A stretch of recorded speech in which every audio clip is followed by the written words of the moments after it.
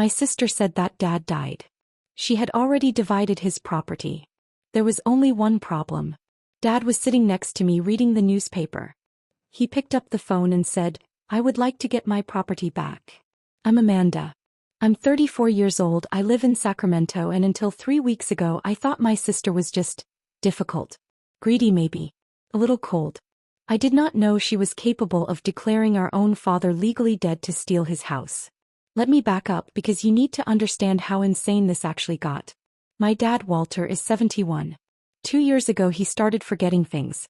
Small things at first, where he put his keys, what day it was. Then bigger things. Then he started wandering. Just walking out the door and not knowing how to get back. The whole family knew about it. We had a group chat for it, if you can believe that. Has anyone seen Dad? Was basically a monthly text. So when he wandered off this last time, nobody panicked right away. We figured he'd turn up like he always did. Except this time he turned up at my house. 3 states away from where he lives with my sister, Denise, who became his caretaker after our mom passed. He got on a bus. Don't ask me how a man who forgets his own birthday managed to board a Greyhound and cross state lines, but he did, and he showed up on my porch at 11 at night, calm as anything, asking if I had any tea. I called Denise immediately. Straight to voicemail. Called again the next morning. Nothing. For 4 days I could not reach my own sister to tell her our father was safe. Can you imagine that feeling? Knowing your dad is fine, sitting in your kitchen, and the person responsible for him won't even pick up the phone? By day 5 I stopped worrying about Denise being worried. Something felt off. Dad was here eating cereal, watching game shows, completely unaware that anyone thought anything was wrong. I figured I'd just drive him back myself once I sorted out work. Then day 6 happened. I was making coffee when my phone rang. Denise's name on the screen. Finally, I thought. I answered, already annoyed, ready to ask her where the heck she'd been. Instead she started sobbing. Actual tears, actual shaking voice sobbing. She told me Dad had wandered off, and this time they found him. By the river. That he was gone. That the funeral home already had him. That she was so sorry, so devastated, and that she just needed a few days before she could talk about anything else. Including, she mentioned almost as an afterthought, the property stuff. I want you to picture my face right now. My actual real father. Alive. Reading the sports section 3 feet away from me. And my sister on the phone weeping about his funeral. For a second, I'm being honest with you, I almost believed her. That's how convincing she was. That's how good of a liar my own sister turned out to be. Then Dad looked up from the newspaper and asked who I was talking to. I muted the call. I looked at him. I said, "Dad, Denise thinks you're dead." He blinked at me like I'd told him the sky was purple. Then, without missing a beat, he said, "Well, that's rude." Classic Dad. Even with a broken memory, the man's timing is perfect.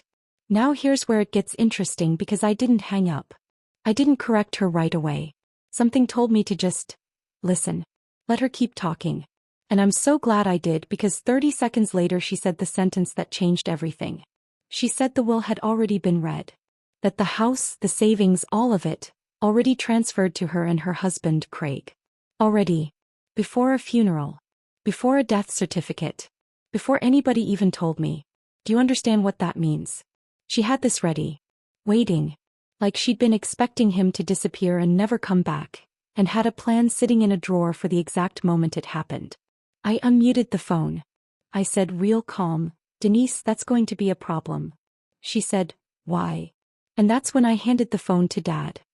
He took it, cleared his throat like he was about to order takeout, and said the words I will never forget as long as I live. "I would like to get my property back." The silence on the other end lasted about 4 full seconds. Then I heard something drop. Possibly a plate. Possibly her phone. Possibly her whole plan shattering right there in her kitchen. I didn't know it yet, but that phone call was only the beginning. Because my sister wasn't just going to apologize and hand things back. She had already gone much, much further than a lie about a funeral. Lawyers, signatures, people paid to look the other way. And she had no idea I was about to find every single piece of it. So there we were, Dad holding my phone, sister presumably picking her jaw up off her kitchen floor. She didn't say anything for a long moment. Then in this shaky little voice she said, "That's not possible, you're confused, Dad has passed." Even after hearing his actual voice.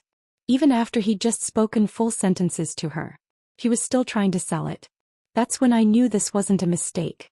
This wasn't grief making her say something crazy. This was a woman doubling down on a lie because too much money was already on the table to back out. I want to ask you something here.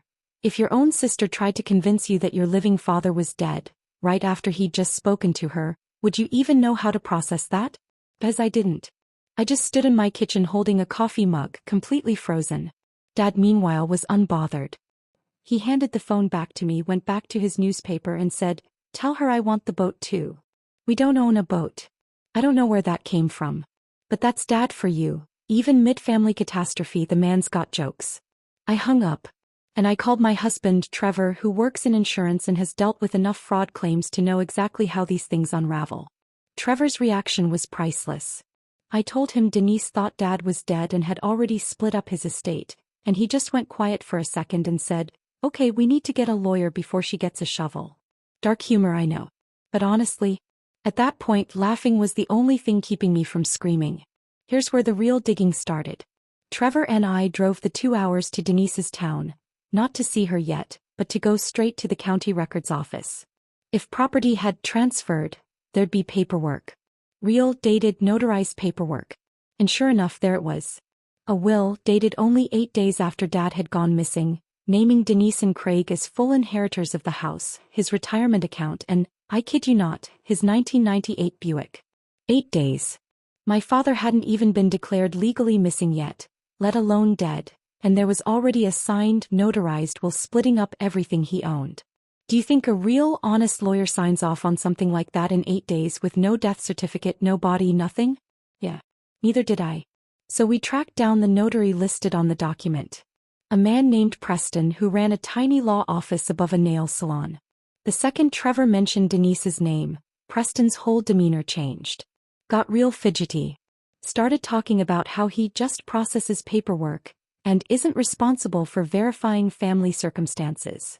I asked him straight out, did anyone confirm my father was actually deceased before this was notarized? He wouldn't look at me.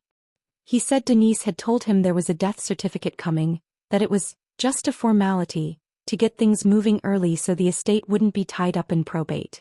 She'd apparently told him Dad's body hadn't been recovered yet from the river, but that it was just a matter of time, so they wanted everything ready. She had planned for a funeral that was never going to happen. I asked him one more question and this one made him sweat. I asked if she paid him for the rush job. He didn't answer. He just asked us to leave. We didn't need him to answer, honestly.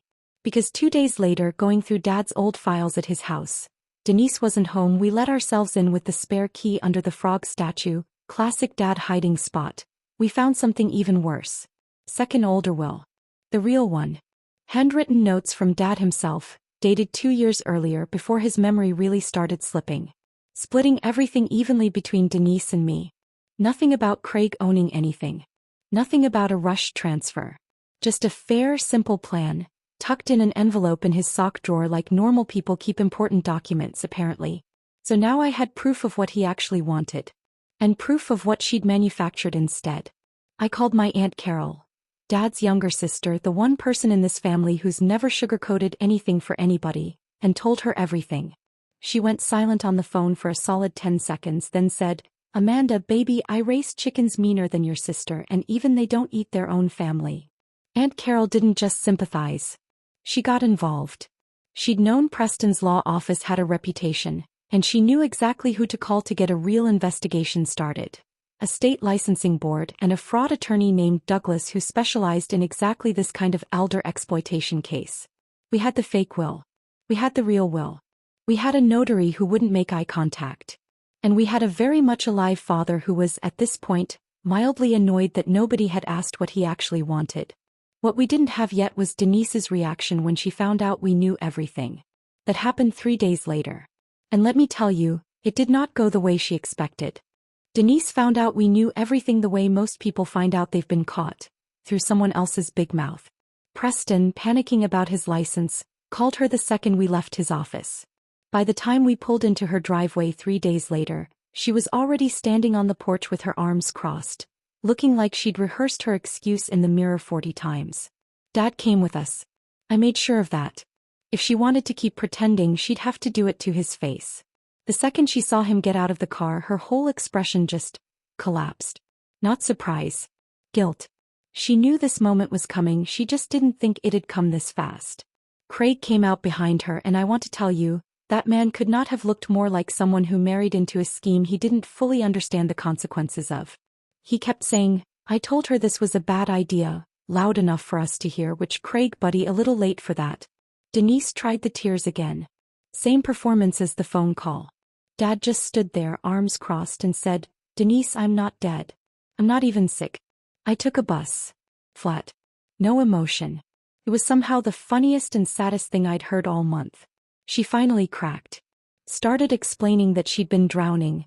Craig's business had failed the year before. They were behind on their mortgage, and when Dad disappeared this time, something in her just snapped. She said she convinced herself he wasn't coming back, that he'd probably wandered somewhere and wouldn't survive it, and that if it was going to happen eventually anyway, why not get ahead of the paperwork? I want to be honest with you here. Some of you might feel for her a little. Desperation does strange things to people, and I'm not going to pretend I don't understand hard times. But wanting to survive doesn't give you the right to bury your own father alive on paper while he's still breathing. Aunt Carol's lawyer, Douglas, had already filed the paperwork to void the fraudulent will and flag the notary for review. Preston ended up losing his license within the month. Turns out this wasn't his first rush job. Denise and Craig were facing serious fraud charges, the kind that don't just go away with an apology. And here's the part one didn't expect. Dad was the one who asked for leniency. He sat Denise down at her own kitchen table. Same table, ironically, where she'd apparently cried fake tears about his death, and told her that he wasn't interested in watching his daughter go to prison.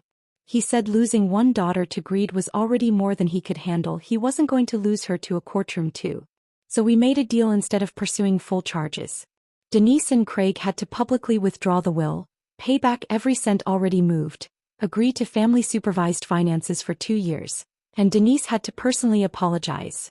Really apologize, not a performance, in front of the whole family. She did. It wasn't pretty. It wasn't smooth. But it was real, and I could tell for the first time in this whole mess that she meant it. It's been about 4 months since that day in her driveway. Dad's living with me now, closer to good doctors, closer to people who actually check in on him daily instead of just assuming. Denise calls every week now. Actually calls, not just texts. She's in therapy, dealing with the stuff that made her think this was ever a solution to begin with. It's slow. It's awkward sometimes. But we're rebuilding it. Dad still tells people the story like it's a fun little anecdote.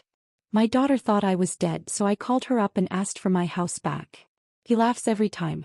I think that's just how he copes, honestly, and I let him have it because after everything, if the man wants to joke about his own almost funeral, he's earned that right.